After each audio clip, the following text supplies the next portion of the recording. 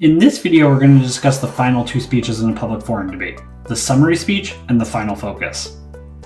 The summary speech is 3 minutes long and delivered by the first speaker. The purpose of the summary speech is to crystallize what has happened in the debate so far. You should organize everything that has happened into a few reasons why you're winning the round. These reasons are called voters, reasons why the judge should vote for you. As opposed to the contentions you present in your case, voters incorporate the responses you've made to your opponent's arguments and the ways you have defended your case from your opponent's attacks. In this speech, you cannot introduce any new arguments, except for arguments made in response to the rebuttal speeches. There are many ways to organize a summary speech, but the easiest is to start by addressing any framework or definitional debates, and then explaining your voters or issues in the debate that you are winning. For each voter, you should weigh your arguments against your opponents. In other words, tell the judge why you're winning on that issue. In particular, you should explain why your impacts outweigh your opponent's impacts.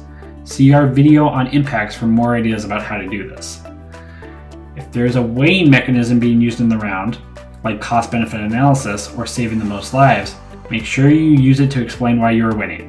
Weighing mechanisms are like a rubric you give the judge for evaluating the round. Examples include cost-benefit analysis, saving the most lives, or long-term benefits.